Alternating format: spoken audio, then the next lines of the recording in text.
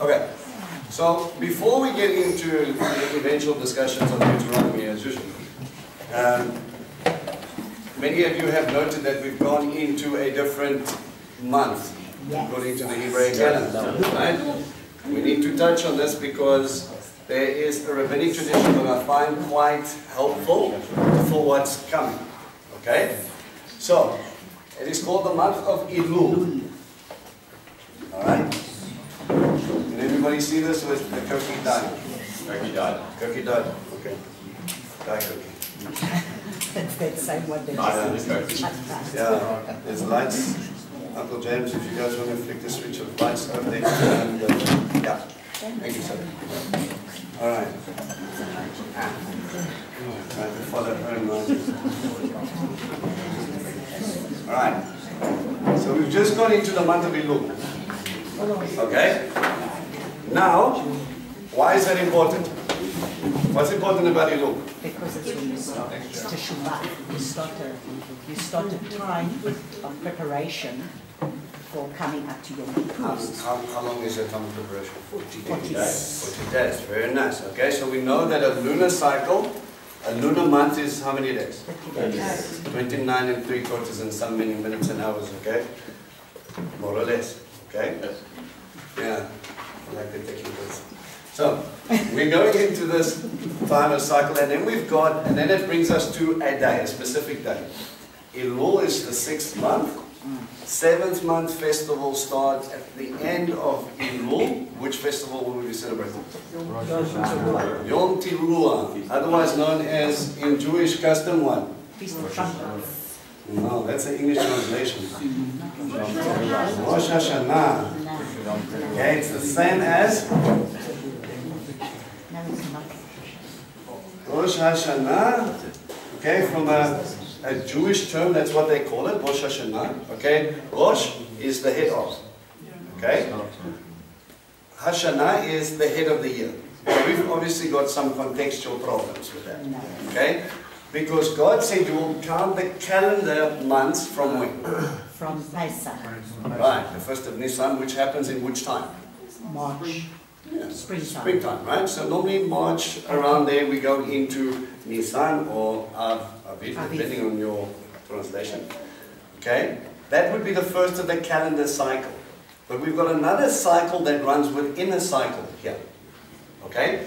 They get this term Rosh Hashanah because something happens very specifically on Yom Kippur, which happens how long after Yom Teruah? 10 days. 10 days. Okay? So Elul will lead us to there. 10 days later, we go into Yom Kippur, which is Day of Atonement.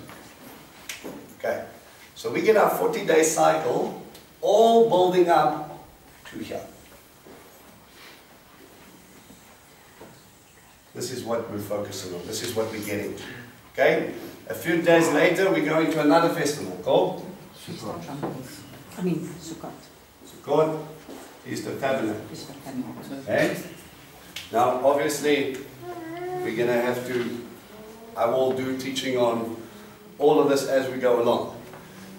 Try and make as much old and new, what's to come, what hasn't happened yet. In many cases, this is what we're building up to is called the 7th month cycle feast, okay? 7th month celebrations. Now, just to backtrack. Why is Elul important? Because we've got a 40-day term of build-up here. This is actually what we're doing. We're taking 30 days from here with the 10 days to here, and then we get a test for 40 days. 40 being a number of what? Testing. Testing.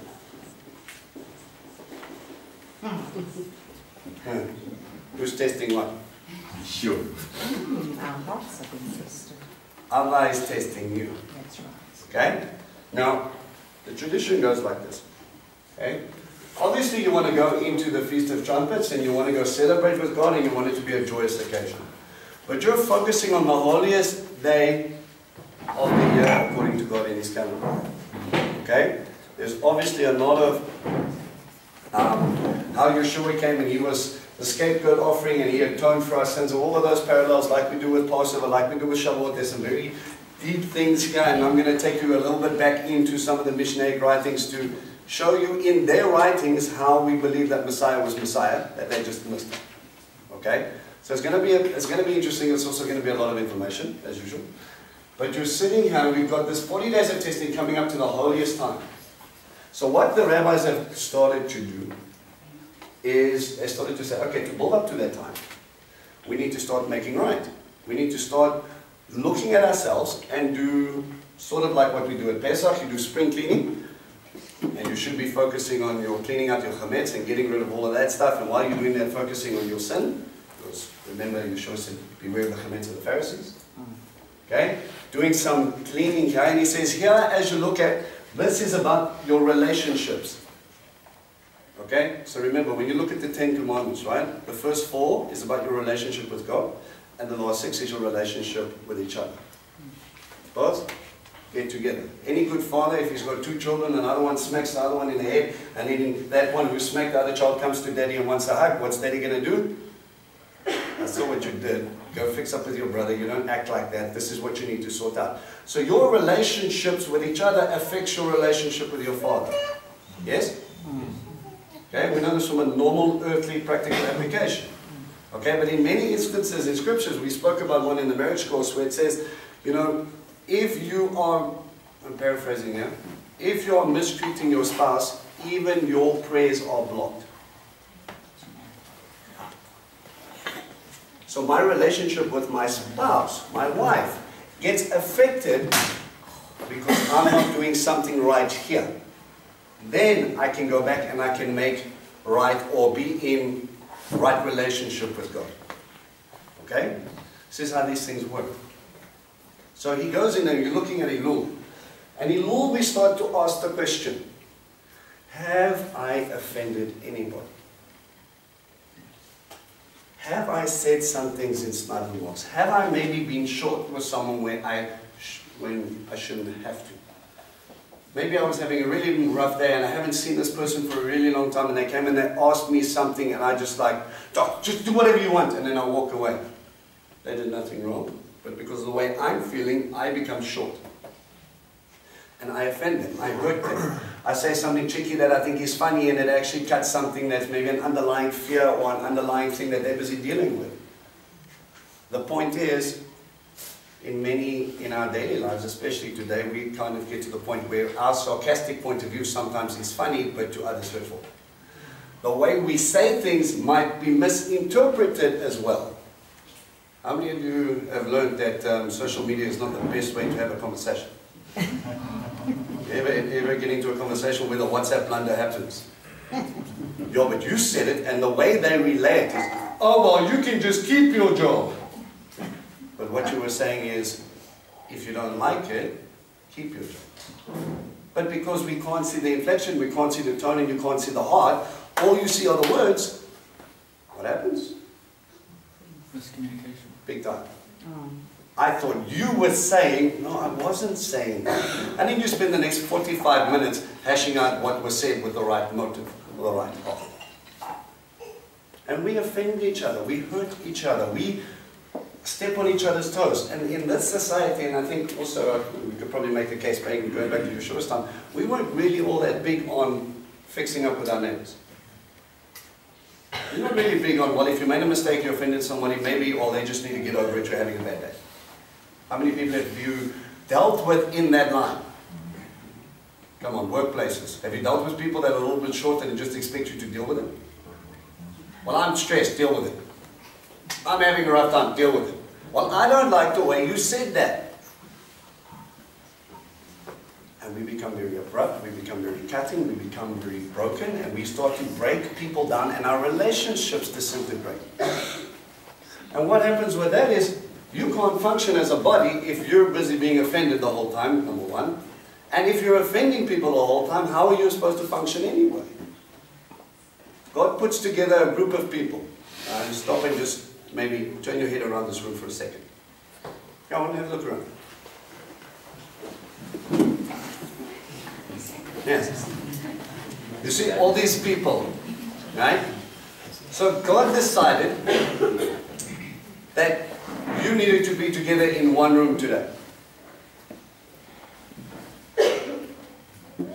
Some of you have been here for a while, some of you are new. And you stop and you think, have you ever considered what God is bringing to the party? If each one of you have a unique spiritual gift, if each one of you have come here being infused with something that God is bringing to the community, should you not be asking, how is this person coming in to build us up? If we are the new temple, when he says you, he's using plural, a temple. Do you not realize that you are the temple? Do you not realize that you are the body? Even though there are many parts, you all fit together. How is it going to function if one brick decided he didn't like the other brick and wanted to move and go and stand next to the other brick who wasn't so insulting? How do you think that wall is going to work? So how then are we going to have a very breezy temple? Do me a favor, go back and look around in your relationships. It happens quite a lot in churches, it happens a lot in synagogues. People leave because of offense. They get offended by something and they run away. They run away from God, they run away from people, they run away from everything, and all of a sudden Hasatan is smiling because the people are just pulling away from each other instead of joining in. This tradition is very important, and Yeshua underlines it. I want you guys to open up Matthew 5, verse 24.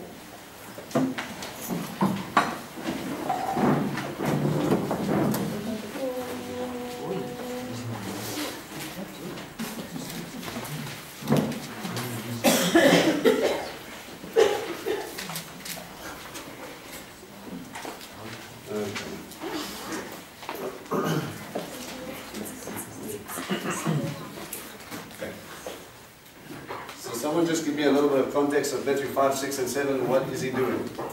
Beatitudes. What is the point of the Beatitudes? This great word. Let me ask a question. Where do we get the term Beatitudes? You'll go to Israel and you'll go to the Mount of the Beatitudes. That's nice. Was the mountain called beautiful? Or was it just a mountain in his time? Just a mountain. Funny enough, when you go there, people go there and then they funnel into this church building. It's a very pretty church. It's got nice views. I learned something sneaky. My first trip is that when you go there, you see how Abba works, right? Driving in and it keeps very strange hours. A lot closed between 1 and 2. And you get there and then it's closed off, but there's a little side road on the right hand side. And as you go down on the right hand side, you go around and you come to the back of the church. And if you look at the back of the church, you go down and you walk to what looks almost like the edge of, goes into a valley. And that edge of the valley is more than likely where we believe that that sermon would have taken place. Purely because it creates a natural theatre sound. So when you can sit there and you can look at a car, the car's about this big, it's about 3 or 4 cars where I can hear you change, he can hear changing gears every time he goes along. The way it's just built is to carry sound. So we have this idea that, you know, when you see the Sermon on the Mount, you see Yeshua on top talking down to people. It was actually the other way around. He was probably sitting at the bottom and he was able to talk normally, and they were sitting flat out in front of him. And we get the term the Beatitudes because these are the beautiful sayings. How blessed are you? How blessed are you? How blessed are you? The term he uses there, Asher, means blessed, fortunate, loved. More than just blessed. It's more than just being.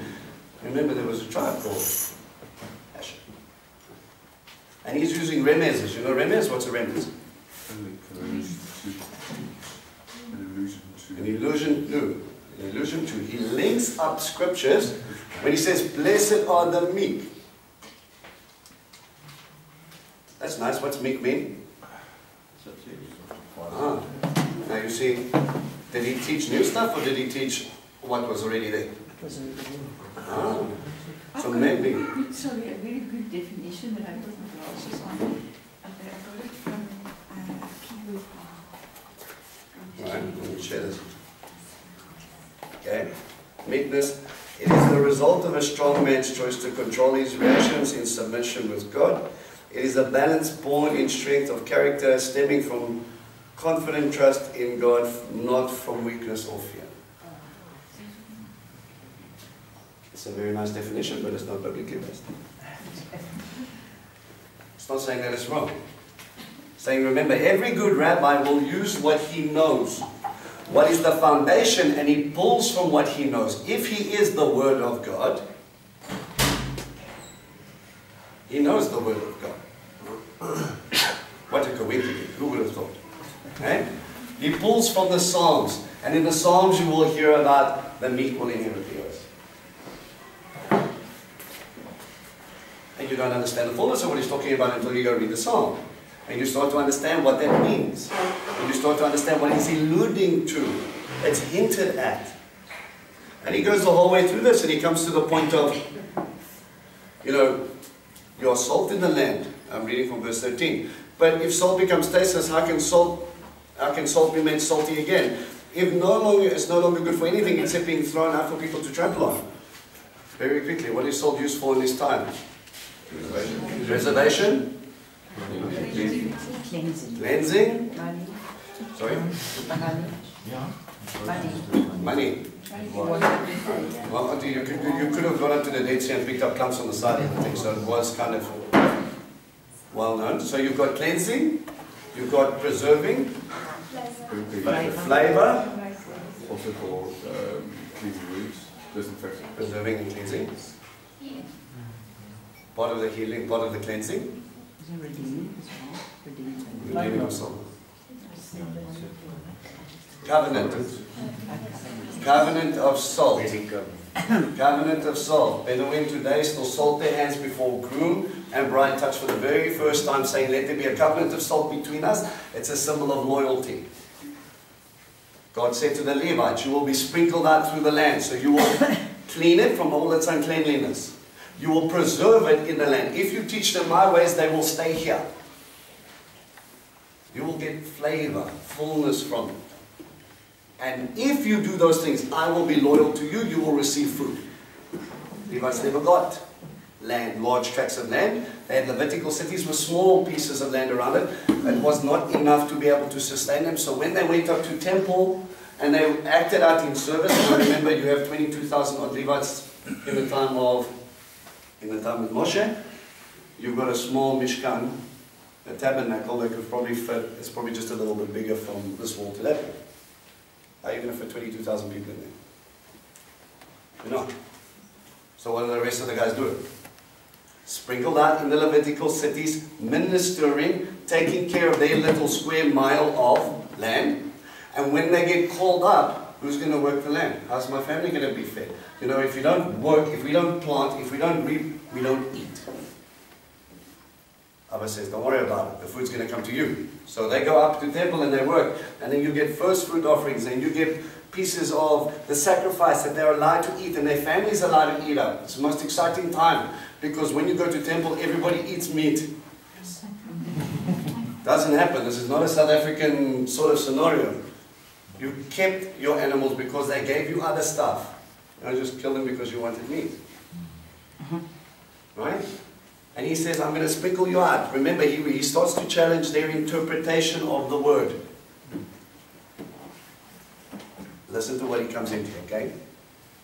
You are the light of the world. A town built on a hill cannot be hidden. Likewise, when the people light a lamp, you are not to cover it with a bowl, but put it on a lampstand so that it shines for everyone in the house. In the same way, you let your light shine before people so that they may see the good things you do and praise your Father in heaven. If you are a light unto the nations, what is the stuff that you use to light the lamp? Anointing oil. The good stuff. Extra virgin is what we call it. And that is the first pressing. The same stuff you use to anoint kings, priests, and holy objects. You only use that in the menorah.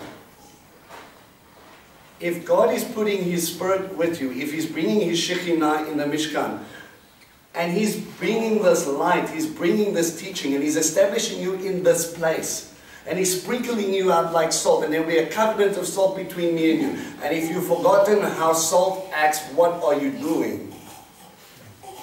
What happens when they stop following God's ways and preserving the land and keeping people there? Doesn't it get tossed out for people to be trampled on? What happened throughout the prophets and the writings? Every time they walked away from God's instruction, they got booted out and people came and trampled all over the land. Are you missing your calling? You're a light unto the world. And again, we know that Yeshua said, what did he say about light? Who is the light of the world? He's. Yeah. Then we know Yeshua is. He's the anointed one. Anointed, that's what Mashiach means. And you get your anointing from the oil and the wicks from where? From the Levites' garments. Levi's garments that were what? Clean? No, No. They were dirty from what? from the blood. From an atoning sacrifice. Wow. And the 7 branches represent the 7 spirits of God according to Isaiah. And the gold represents pure righteousness. There was nothing else made of this thing. It was pure gold. Everything that gives light, that is through the Father, all of His wisdom, knowledge, all of His attributes, through the anointing of the Mashiach, to bring light into a nation, to bring a nation back to who? To God. To bring the world back to Him. If you're thinking you're there because it's about you, you just got it wrong. He put you there, it's about Him, right? Okay? See the things that you do. If you follow the word, if you follow what God has instructed you to do, they will see it and they will praise your Father in heaven. Who knew? That's about who you're reflecting, not what's comfortable for you. You're following Him, reflecting Him, pointing people back to Him so that they can praise Him in His land. And His word is busy telling them exactly what His word told them before. Okay? Don't think that I've come to abolish the Torah and the prophets. I have not come to abolish, but to complete. Some Bibles will say fulfill. This portion gets a little bit of a bad rap. I've explained this before, but for the people that haven't been here, I'll go through it quickly again. When 2 rabbis have a discussion, if you misinterpret the word, you act it out differently. Okay? Let me give you an example. Okay, the rabbis now teach on Shabbat. You're not, God said the mitzvah, the instruction says, what are we supposed to do on Sabbath? Rest. Rest. Okay? So we rest. Why do we rest? Why did God rest? His work was complete. His creation. So He rested from creating. Why did He rest from creating? Was He tired? It was good. It was there. And what happens when you rest from creating? You get time to acknowledge the creation and the Creator. You know, people say Sabbath is a Jewish thing. It's not. It's a Genesis thing. Okay? So you go into it.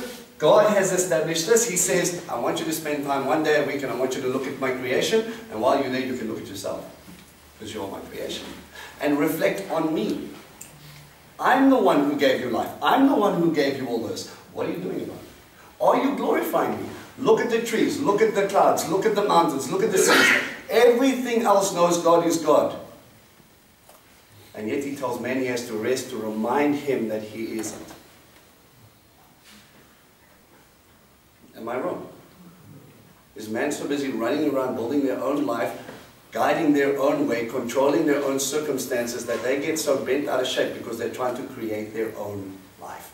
That's right. And when you're creating your own life, you think you are the one in control. And then Abba lovingly pulls the carpet a little bit and you have a little bit of a wobble. And just like any good toddler gets a fright and goes, Daddy. He brings you back, but He wants you to stop long enough just to stop, take a breath, look outside, look at what I made for you. Who is God? You just have to go spend some time outside, look at the trees, look at the seas, look at stuff like that. If you cannot, look at some of the animals. How many of you have ever like stopped and just look at the different birds that are going in and out your garden, and you look at the different colors and the different arrays and the way they're all made? Who's thought of all that stuff? And I was like, do you like it? I made it so you can enjoy it. No, Abba, I need to go to the mall. No, Abba, I can't do this right now. So the rabbis say, with all of that heart, tearing of paper on Shabbat is work. I'm not going to tell you how you get there. I don't know myself. But they become so fixated on protecting the mitzvah, they put fences in place to protect you from jumping over. Now, a fence isn't bad. Many people with children and pools, you will have a pool net. Why? God forbid. May He protect us from it, that something happens. You have, well, this is South Africa, how many of you have fences on your gate? So how many of those are electrified?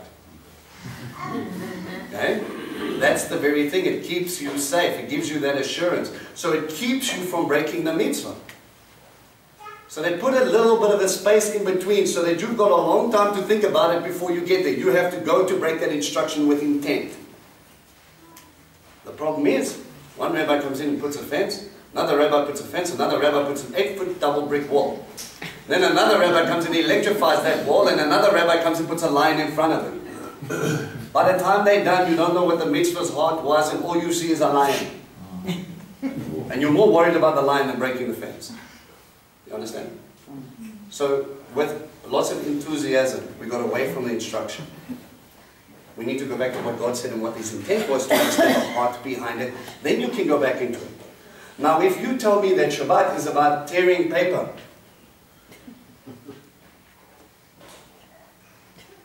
I smile and go, what's that got to do with creation? Now you see, misinterpretation leads to wrong conduct. So you will have guys so fixated on tearing toilet paper before Shabbat comes, because you're not allowed to tear paper, you see.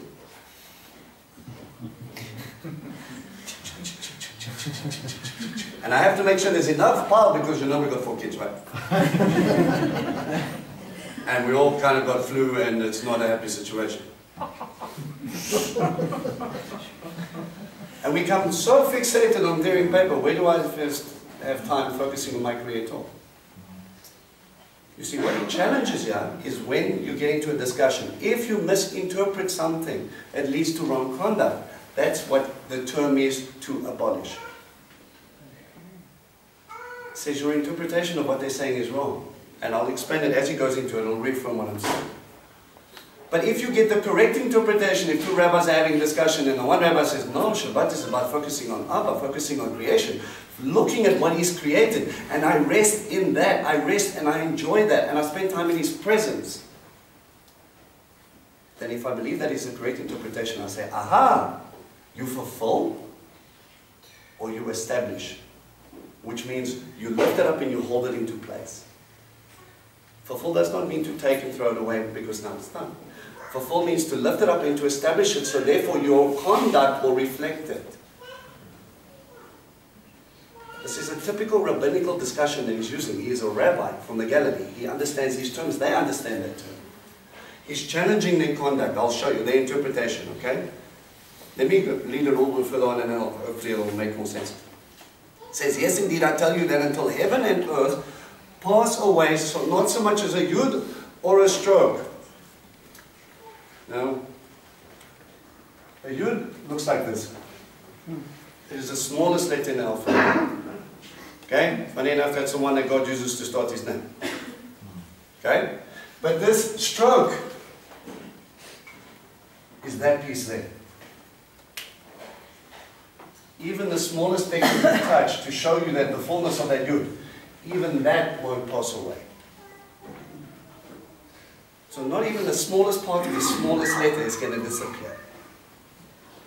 Because what happens if I take away a yud? Change the meaning. Change the meaning? When Joshua's name got changed, we don't see this so much in the English, okay? But he was called Hoshua, right? Okay, and you see it in the Hebrew. Hoshua, and then all of a sudden, just before he comes into the fullness of his calling, God says, Yehoshua. Okay? He adds a yud to his name. What is he doing? Changing the function. Changing the function. As in, God is going to do this through you. But also at the same time, when God says, I put my name on you, what do you think that means? It comes with the authority and the power of that name. Bride of Christ say what? Comes with authority and the power of that name. Did you not take the name of your husband? Yes. Do not take my name in vain. Is not, don't scream it out lightly, that is correct, but even more so. If you are betrothed to him, when you take his name, you reflect him. Just like my wife reflects me. What she does is telling you whether it's right or good in my house. So the bride says, if you take God out of the equation, what are you doing? That little letter is the authority by which you stand. Deep, right? Mm-hmm. Not that will pass away. God's word has established it. God's word will finish it. I left out. Okay? So, yeah, that one shall pass from the Torah, not until everything that must happen has happened. So whoever disobeys the least of the mitzvot, these instructions, and teaches others to do so, will be called least in the kingdom of heaven. But whoever obeys them and so teaches will be called great in the kingdom of heaven. There's a funny play here. In Rabbinic Judaism, there's been a discussion going on for thousands of years, before Yeshua's time. Which is the heaviest commandment, the weightiest, the greatest commandment is our translation. And which one is the lightest or the least commandment? I've mentioned it before. What's the least? Was church said not a better way to take it. After many discussions with many rabbis, they say, if I come to a nest and I see the mother bird and I want the eggs, I have to chase mommy bird away before I can take the eggs. Abba, Yeshua, what is the greatest commandment? What is the heaviest? Shema Israel. Hear and listen, O Israel, the Lord is God, the Lord is one. It's an invitation to hear from God so that you can act it out. Okay? And you will love the Lord your God with all your heart, all your soul, and all your mind. Serving God, obeying God, is a love condition. Do you obey your husband because you love him, or because you're fear of getting into trouble? Because you love him. Let's say any healthy relationship should be the love part, right? You do it out of love. You do it because you want to build each other up. That's why you love him, because you love him. And he says, whoever disobeys the least of these and teaches others to do so will be called least. You will be called a lightweight in the kingdom. Okay? Go back. For I tell you that unless your righteousness is far greater than that of the Torah teachers and the Pharisees, you will certainly not enter the kingdom of heaven. You have heard that our fathers were told, do not murder. Now listen to what he's doing in light with establishing it or abolishing it. Do not murder, and that anyone who commits murder will be subject to judgment. But I tell you that anyone who nurses anger against his brother will be subject to judgment. So it says, you think it started just with the action. I tell you it started with your heart. He's not saying that you won't be judged. He's saying it goes deeper. Let me put it to you this way, another word that he uses. It's what comes out of you that defiles a man, not what goes into you. He wasn't talking about what you eat and how washing, just washing your hands. He says, what is your heart's condition? Okay? It says, but whoever calls his brother you good for nothing. Now remember, Hebrew, because words mean stuff, you're cursing him. You're not good enough even for God is what he's saying. How many of you know that if you say that enough to a person, they start to believe it? You've seen that in your kids, right? You tell them you're stupid, you're stupid, you're stupid, you're stupid, you're not good enough, you're not good enough, you're not, and eventually they start to believe it. And it takes someone else, like God, a really long time to get your head right to say, oh, guess what, I think you're good enough. How do I know that, Lord? Well, I died for you, didn't I? I died to have you. Literally. You are worth more to me than my own life. Be careful what you say to them. You send them on a path that is very destructive. You can either build up or break down. Remember that when you're dealing with each other. He's talking about your brother. He says, you will be brought before the Sanhedrin, and whoever says fool incurs the penalty of the burning of the fire of Gehinnom, breaking him down to the point where he will literally think it and he will have no way of coming back to God. So if you're offering your gift at the temple, listen to what he says, Elul. So if you're offering your gift at the temple altar and you remember there that your brother has something against you, leave your gift where it is at the altar and go make peace with your brother, then come back and offer your gift.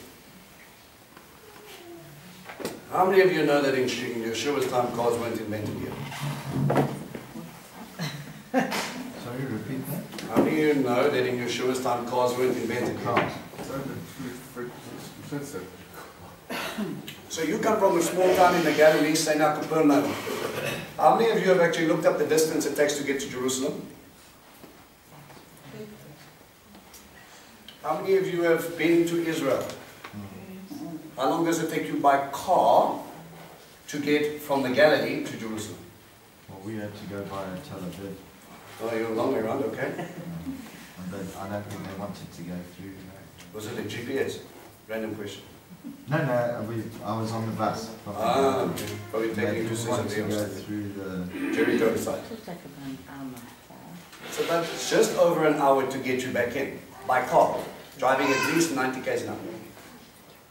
So you've been walking, preparing, praying, singing psalms, getting up to the point, knowing that you're going to come sit at God's feet.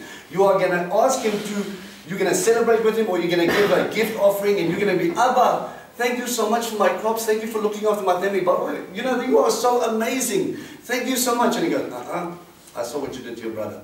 Leave your offering and you go fix up. So if it took him about 2 or 3 days to get there, no. That offering will not be accepted until you go sort out your brother. What? Oh, don't worry, I'll be here when you get back. You will have missed the feast. That's why he uses the term a gift offering, right? You voluntarily walk up and you're all excited and you're going up and you're like, yeah, I'm going to spend time with my Abba. You're not right with me until you're right with him. You've hurt your brother. He's crying out to me from what you've said, how you've acted, what you've done. Have any of you noticed that sometimes when your actions, what you say, what you do, what you don't do, think about your closest relationships. Send those around you into a little bit of spin, and they go to God, and they ask God why you're acting that way. If you're mature enough not to blow your top and beat them with a frying pan, or lock them outside, or jump up and down and scream, they go to God, they close the door, and they go, God, I can't understand. Abba, you need to change them. Abba, why are they so mean? Abba, why is their heart so hard? Abba, what is going on here with that person? And you cry out to the Father. And the next one goes up and goes, hey, Abba, everything's cool. And he goes, do you see what your brother's going through? Can you see it? You don't get to come and sit at my feet and celebrate until your relationship is right with your brother. And that is in every relationship we have. Elul's a tough time, guys. If this is your first time going through it, I invite you to try it. But God has highlighted things that I've done to people, even not thinking about it. And He will go, remember that? Yeah. Remember you said that? Yeah, I was being funny. They didn't think so. Oh. Go say sorry. And not just, I'm really sorry I said some mean things. Go and make restitution. Go and make sure that there's everything right between us. Go and break bread. So what do? I had to go back. Sit with this person. So remember I said that thing? Sometimes I get the, no, not really. Well, okay, God remembered it anyway. Told me I'm not allowed to move forward until I fix up. And I have to ask them for forgiveness for something that I said because I didn't even mean it, but it could be misconstrued as something. And other times where I had done something, I'm talking about 10 years back. And he says, I had to trace people. Go back. Go back into my past. Now, I'm not the same guy. And I have to go back and I have to make right with them because their relationship with God could be damaged because of where I am.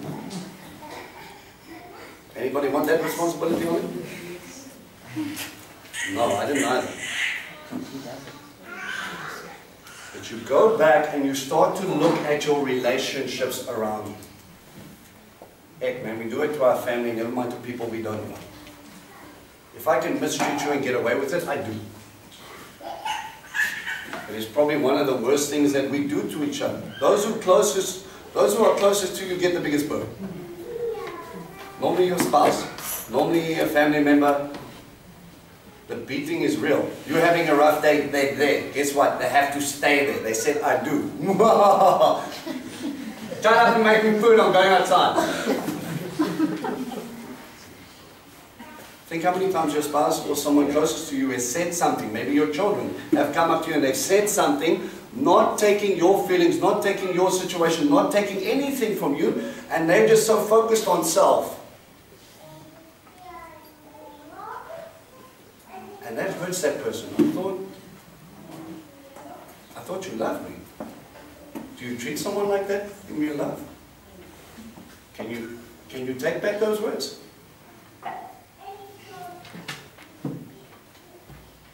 In this day and age, it's very easy to break people down. Very quick, very easy. We call it sarcasm, we call it this, we call it that. We justify it. Yeah, well, you've got to tell them the truth, right? Yeah. If you don't tell it in love, you're wasting your own time. You can either build someone up or you can break them down. Your choice. But I tell you, God will hold you accountable. And this time of Elul is a time of reflection. For 40 days, you examine. And you go out and you ask Abba, is there anybody that I need to make right with? And then normally a really nice indication, if you mention that person's name, there's normally a little bit of a nod or a little bit of a growl that comes out of your voice. Remember Steve? Steve. Just saying, you might not be right with Steve right now. And it doesn't matter where Steve is and what Steve's done. You take ownership in the way you reacted, even if, say now that person was completely wrong. He came in and he shouted at you because he's having a rough day and he's an unbeliever. Or he's a believer.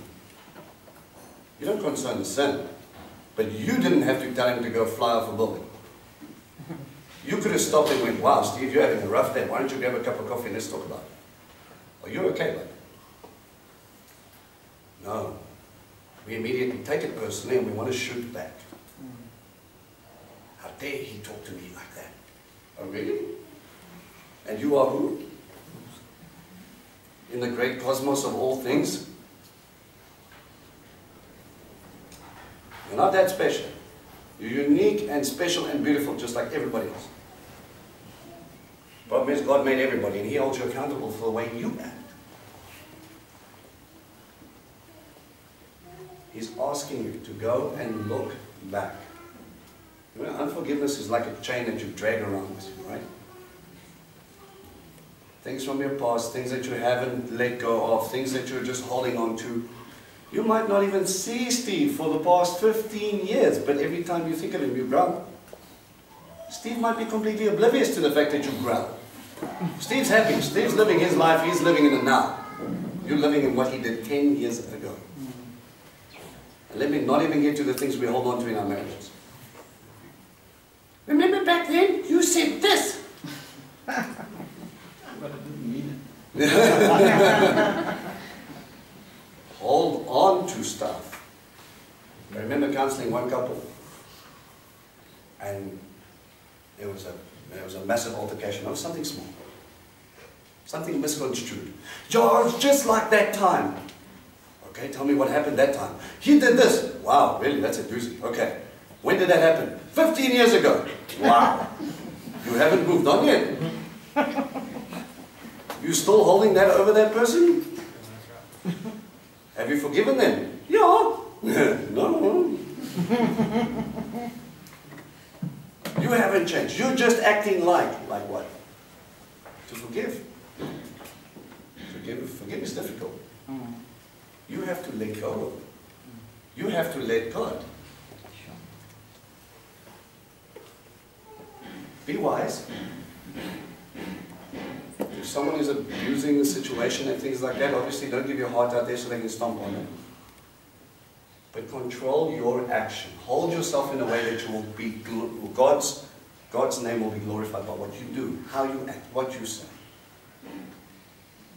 You see, we step. You got your little sword ready, and if anybody tells you otherwise, take that. That's not the way you should act. So you say this, I tell you.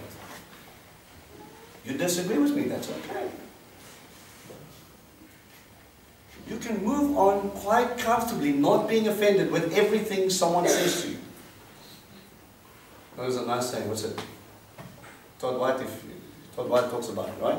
Says, if you get offended by people, the problem is not them, it's you. No, we don't like that thing. I'm saying people can say some hurtful stuff, but if you give someone that much leeway, the problem is this. One of the big issues is this. Kev comes up to me and goes, you're a complete moron, you don't know what you're talking about. I know, some men, right? Now, I can be very sensitive about that because I like Kev and I think he's a stand-up guy and he knows his word and so I take it to heart and I get hurt and I start to believe what Kev says. Or some person comes up to you and you're a complete moron. Oh, thank you. Sorry you feel that way. Do I get my standing from man, or do I get my standing from God? I don't know if you guys have ever had it. I mean, I've had the misfortune of being on the other side of the firing line for quite a few very learned people, telling me what I don't know, telling me what I should be doing and what I shouldn't be doing. And I've had to stand there and I've taken the abuse and listened to them and called me very interesting things.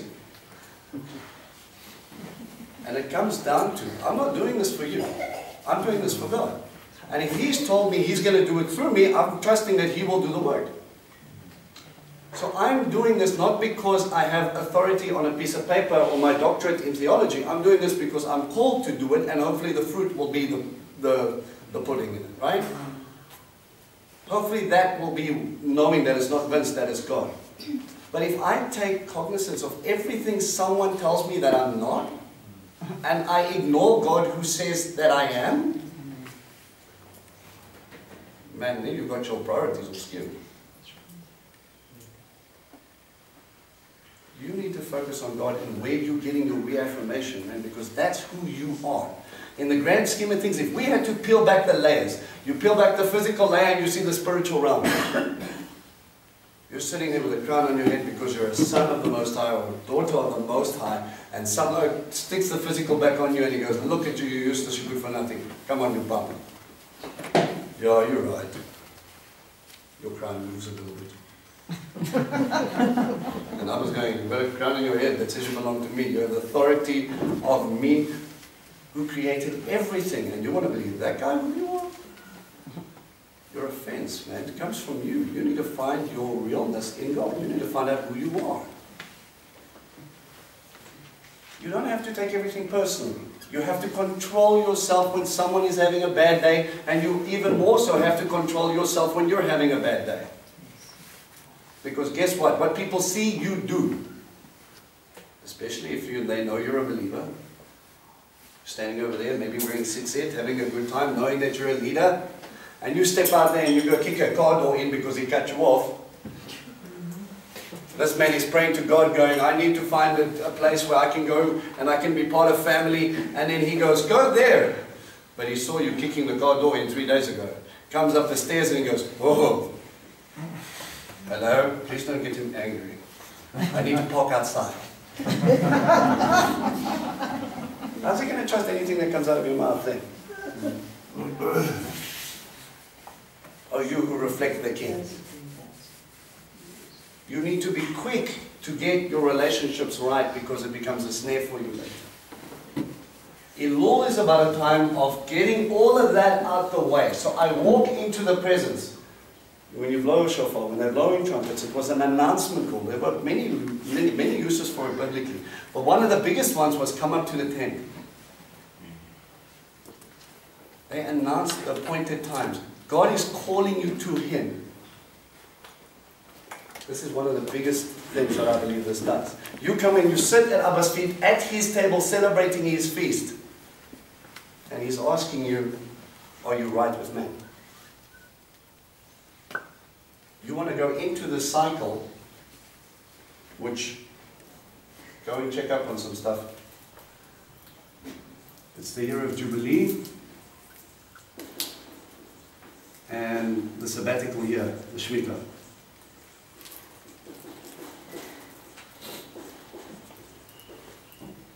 They get counted from Yom Kippur to Yom Kippur. Not from Pesach to Pesach.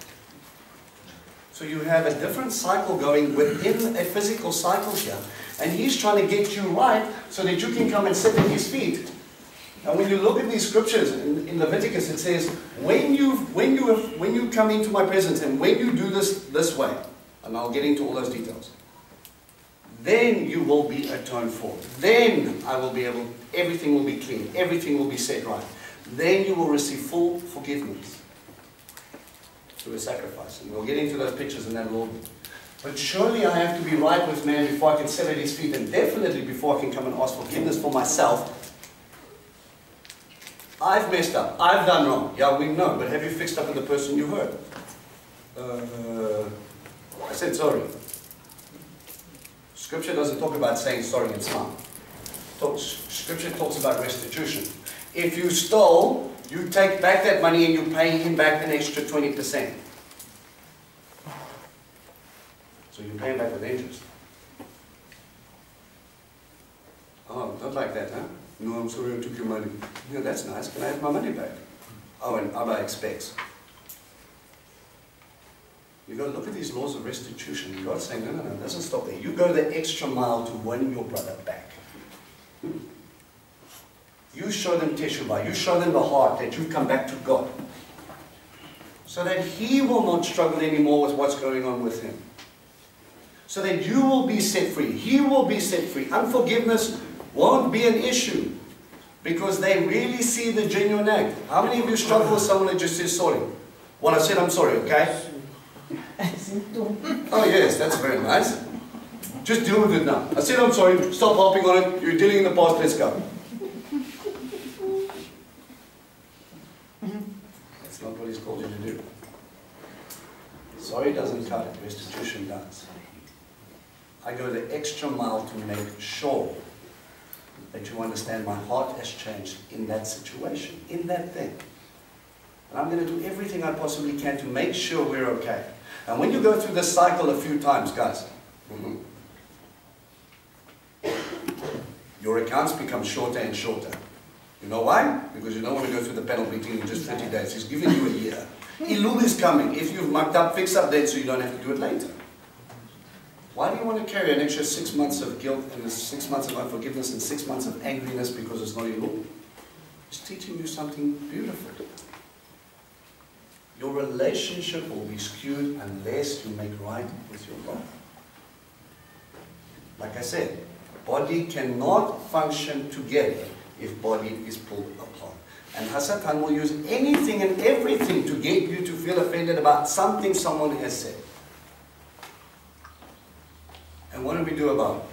We sulk, we moan, we pull away. And God goes, I put you there for a reason. You've been balanced. You're bringing balance. Every one of you has been brought here for a specific purpose. I get excited because when I see new faces, I'm going, Abba, what are we missing? What is coming in here that we're being built up with? Do we need more foundation? Do we need more walls? Where's the crown on top of your temple? Abba, where are these tapestries? Where is the beauty of your house? He said, with 2 or 3 gathering in my name, I will be there also. The Ruach HaKodesh, the Holy Spirit dwelling in you, well, you've got to put a couple of bricks together to make a building. But if the bricks don't want to be together, what's it going to house? Pull a couple of bricks out of a wall and it will fall over. A house divided cannot stand. And if you are reflecting mercy, compassion, love, grace, all the things that God has called you to do, as you reflect Him, stubbornness is not one of those attributes. We need to take stock and realize it's bigger than us. No one, I'm sorry if you've been hurt by people. It sucks. I know, I've been there. I've been blasted, I've been sworn at, I've been shouted at. I know people that have been beat up for their faith.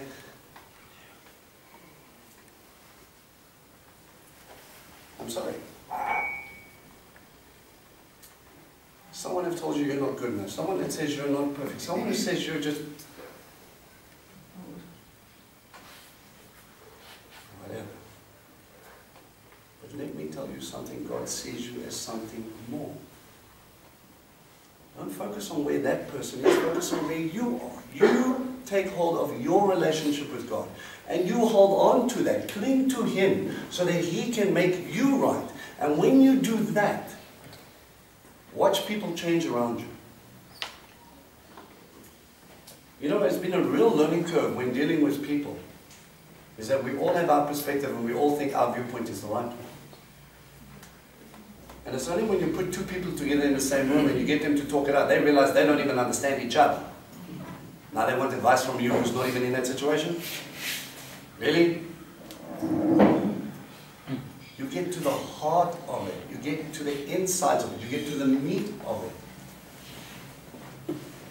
And we are just so easily offended, so easily swayed, so easily grumbled. If it's not done my way, then that's it. Last time I checked, it was all about God's way. If I do it God's way, He says there will be life.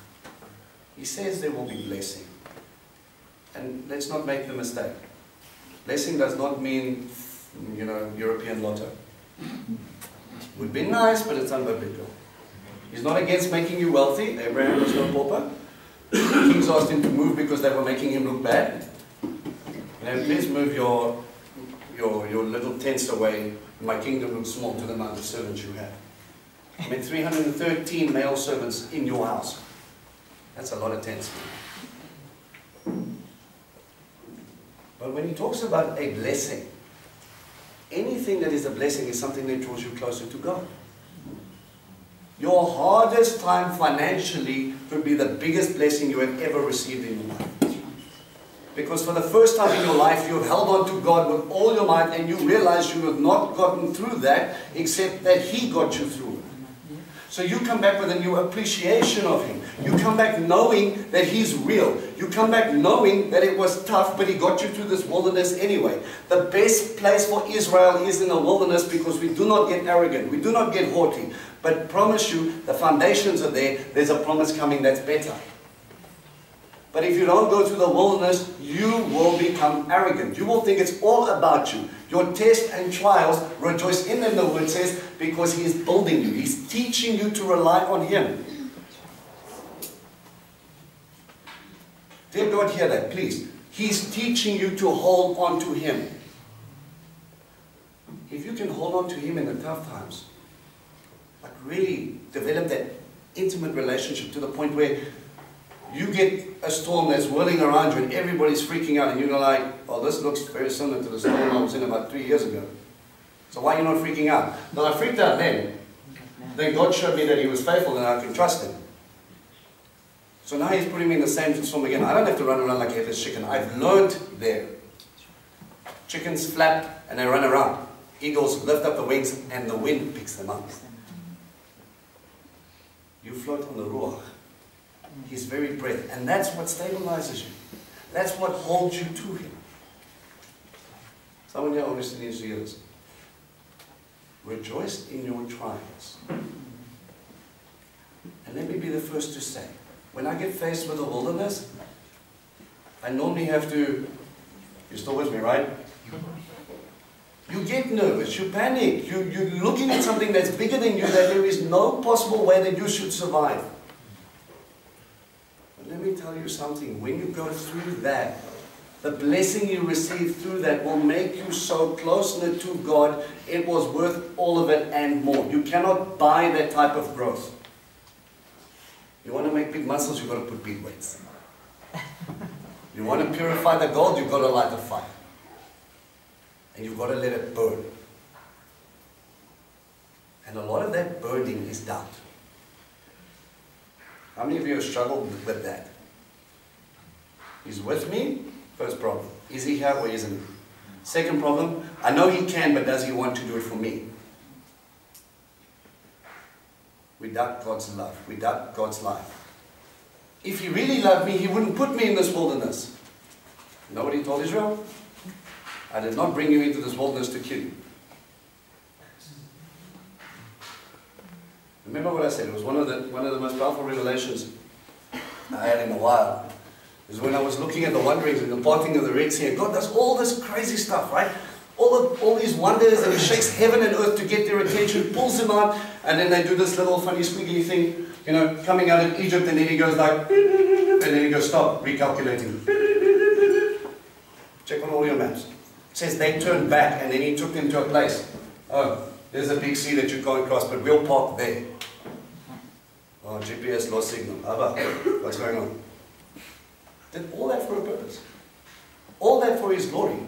Draws out Egypt, gets him to part the waters, and then we go, oh, Baruch Hashem, this is awesome. He gets him to the other side. And then they're thinking, we're finally free, we're finally free. This is it, we're done. Now what? Now what's going to happen? Well, we're going to go to the land, and we're going to get farms, and we're going to get everything that we want, and we're not going to be slaves, and we're going to live in this land. It's going to be awesome. And God goes, no, no, no, wait, please, before you even get there, He takes them to little pit stops along the way. 3 days without water. Then He takes them to a place where they get bitter water. You can't drink it. Abba, your GPS is wrong again. No. Why don't you stop and think about what He's trying to teach me while I'm in this place? What is He teaching you? What is He building you up in? Pay attention. The waters of Marah. Take a stick and throw it in, and I will make the waters sweet. The stick was a symbol of the staff, was authority of God, and He throws it in there. That's what He used to do all the miracles. Through that, I will make your bitterness sweet. Now you celebrate Pesach, and they're dancing for joy every year because they were once slaves and now they're free. How did they get there? Through a staff. Abba's authority pushed them through. It was His word, His prophet, His way that got them free. The last time someone tried to do it themselves, Moses, he killed a guy and then he was running for his life. Didn't win anybody over. He actually got himself into trouble. And then He takes him to Elim and He teaches them about, you know what the word for Elim is in Hebrew? Wisdom. I will take you to the oasis of wisdom. 70 date palms and 12 springs of living water. 70 being a number for the righteous, the Sanhedrin. Date palms being a symbol of the righteous tree, the tall and upright tree. It brings forth dates, which they boil to make honey. The righteous tree will bring forth fruit that will be sweet in your mouth. And He makes them like living water, 12 springs. You think Yeshua was using that image, out of them a wellspring of living water will come? He was already talking about it when He brought them out. This is your purpose. I'm going to make the 12 tribes. I'm going to make the 12 disciples. I'm going to make this nation a gift of life to the world. Because we're all running around in the wilderness and we don't have God, we don't have Messiah, we don't have any of that. We don't have hope. And He makes you that hope. He makes you that water in a wilderness. So when they come into your house, they come into your life, you give them shade, you give them comfort, and you give them sweetness in their trials. There's hope, guys. And then they go, okay, now can we go? No food, manna. No meat, quail. Moan. And he takes him to a little mountain that's kind of not on the way. Let's try a little mountain. But Abba, we're going to the land, we're going to go get the land. Where's the land? No. Before you get the land, you've got to come and betroth yourself to me. You're not ready for that yet until you fall in love with me. Until you and I become one. Until you take on this beautiful relationship that I'm giving you. Yeah, Exodus 19. I cited a lot. You've seen how I've lifted you on the wings of eagles and I've carried you onto myself. Why would you do that? Because I know what's ahead of you. You're going through trials right now, you're going through stuff, and you might be sitting at a mountain going, what is the point of this? And God's going to appear. And you're going to go, oh, that was the point. Maybe this is your mountaintop moment. This is the time when you go and you can sit at Abba's feet and you can hear his voice and you can reflect him and be filled with the Shekinah of God. That your face literally shines and glows. And people come to you and they look at you and they go, what is it about you that gives me peace? Well, look on top of the mountain. That's where I got mine. But we're in the wilderness. How are you going to survive? Oh, that's not my problem. That's his problem. He didn't bring me here to die. He brought me here for life. And his love, his bracha, this blessing is so much more than food. It's so much more than clothing. It's so much more than housing. It's so much more than just enough. But an intimate, knowing relationship with your God, who created everything, who put a crown on your head. He did not die to save you, to kill you again. I promise you that. Stop running for the land you're not ready for and focus on where you are. And do me a favor, while you're there, check your relationships. Check to see who is around you. Check to see who you can link up with. Check to see who has been through stuff that you're going through now. Maybe you have done something that no other person in this room has gone through, and this person comes into this room and I go, oi, I'm dealing with financial problems. And then you go, financial problems. Let me tell you, does this sound familiar?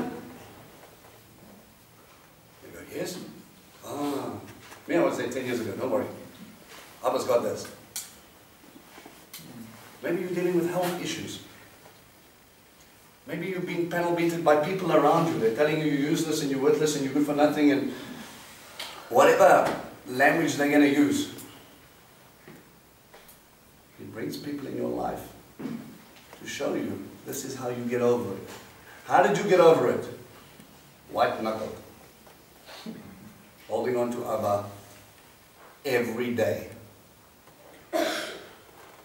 And if you can do that, if your focus is on God, if you are holding on to Him, when someone tells you you're nothing, or someone says you can't, or someone says this, or boo or bar, you don't take offense because you're looking at Him.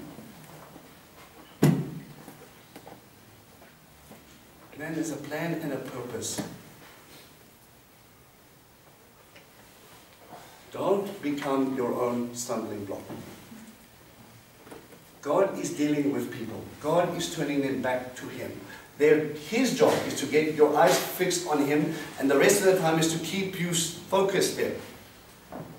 If you're doing that, that takes your hands off the guy next to you when you're doing this. He's finding it very difficult to breathe while you keep on strangling him, right? Why don't you let God give him life and let me focus on what's in front of him?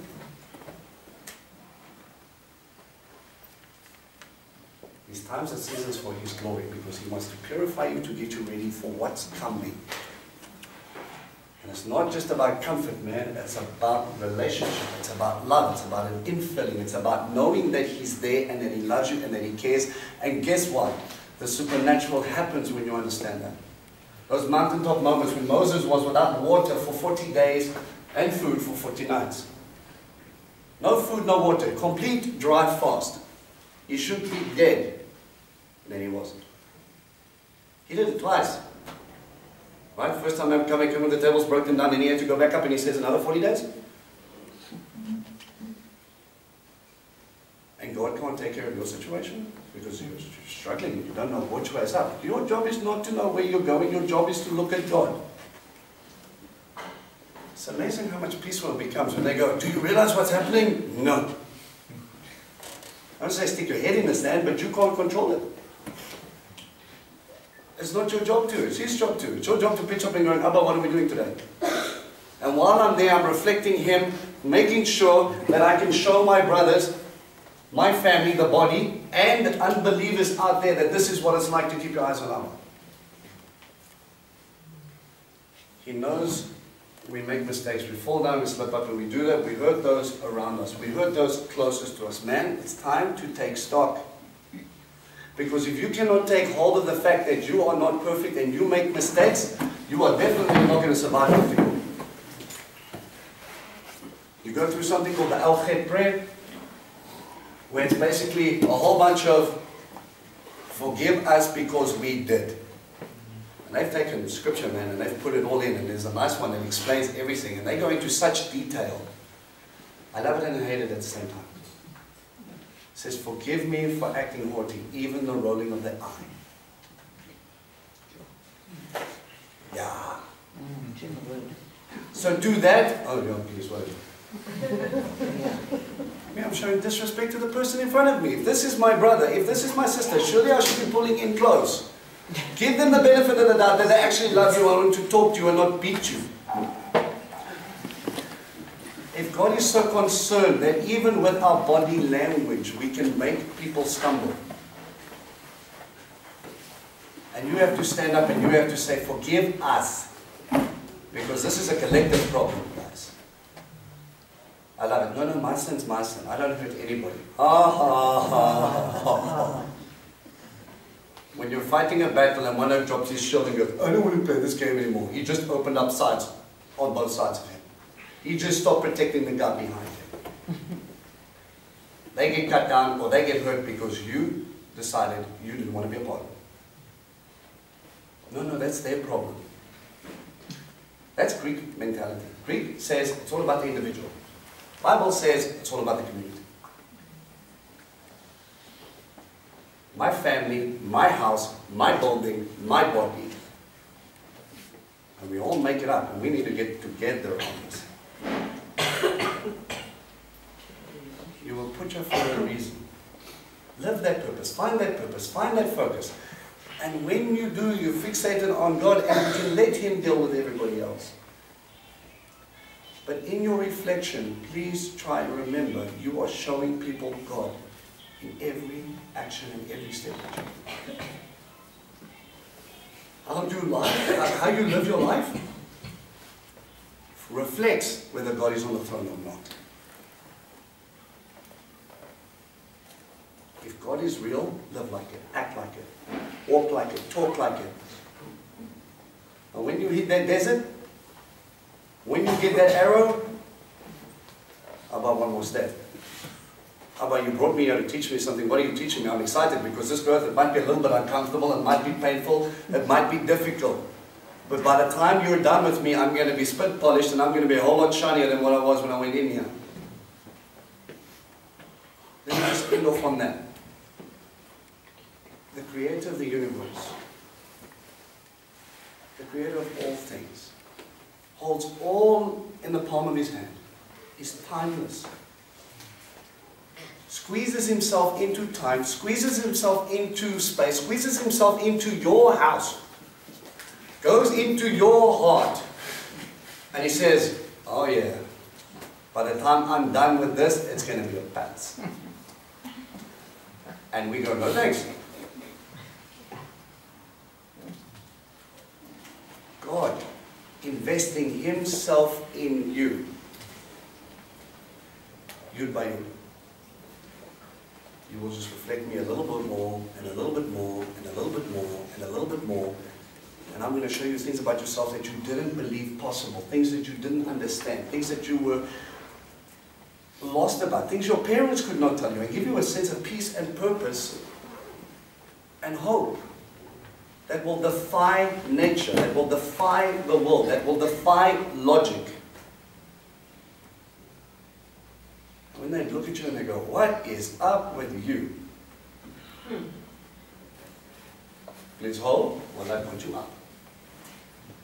You want some of this? How did you learn that? How did you know that? How are you so calm? How are you so happy? How are you so... Oh, you know? White-knuckled, holding on to God's garment. I ain't going anywhere. Holding on. It's you and me, kid. This is going to be a tough ride. Or you're in or you're out. But by the time I'm done with you, they will glorify your Father in heaven. If we can just do that, that's a life well lived. If you can show one person for 1 minute in your entire lifetime that God exists, and He loves them, that's more than all the money in the world. Amen? Any questions, any thoughts? Go for it. Prayer time is every time. Could I just ask you now, what is your definition of miracles? Okay, I'll send the verse up on the book, okay?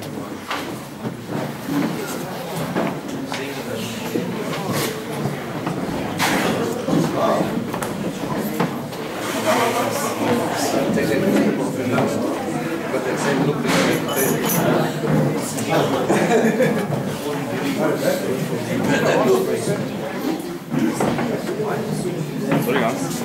Alright, we can watch this link up.